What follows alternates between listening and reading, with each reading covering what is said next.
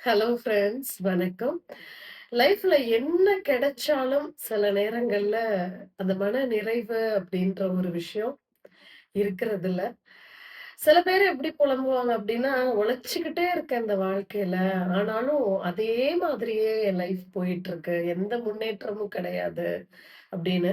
சில பேர் லைஃப்ல எந்த எட்ஜுக்கு வளர்ந்தா கூட, இன்னும் எனக்கு வளரணும்.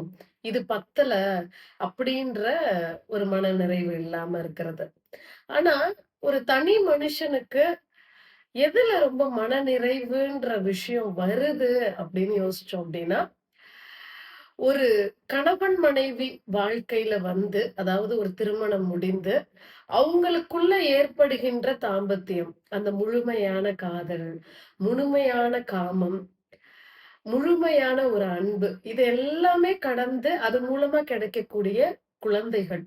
அந்த குழந்தைகள் வளர்ப்பு நல்லா வளர்த்து, அவங்க திரும்ப நமக்கு பிளஸ் பண்ற மாதிரியான, நம்மள பாத்துக்க மாதிரியான நல்ல பிள்ளைகளா வளர்ந்து ஒரு குடும்பம் நல்லா இருக்கும் பொழுது தான், அந்த மனநிறைவு அப்படின்ற ஒரு விஷயம் ஒரு மனுஷனுக்கு இயல்பா கிடைக்குது. அது மட்டும் இல்லாம, அப்போலாம் பாத்தீங்க அப்படின்னா, அந்த காலத்துல பொழுதன்னைக்கும் வேலை பாப்பாங்க, உழைப்பாங்க. அந்த ஊதியம் அப்படின்ற விஷயம் 3 வேள சாப்பாட்டுக்கு இருக்கா அப்படின்றத தான் பாப்பாங்க.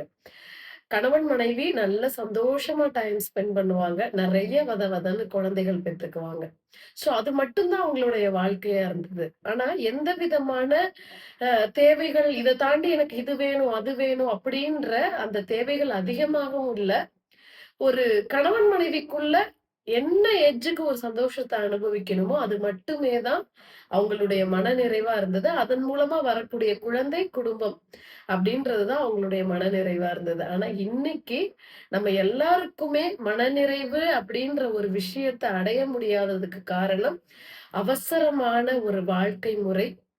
அந்த அவசரமான வாழ்க்கை முறையில என்னதான் ஒரு திருமணம் அப்படின்னு நம்ம பண்ணாலும், குடும்ப வாழ்க்கையில ஈடுபட்டாலும், அந்த தாம்பத்தியம்ன்றது வந்து அவசியமான ஒன்று அப்படின்றது மாறி, ஏதோ கடமைக்கு அத ஒரு குடும்பம் ஆயிட்டு, ஒரு குழந்தைகள் பெத்துக்கணும்.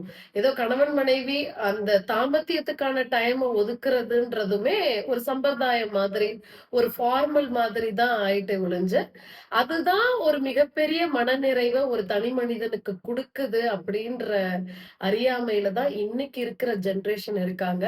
அதனால தான் கணவன், மனைவி பிரச்சனைகளும் அதிகமா வருது.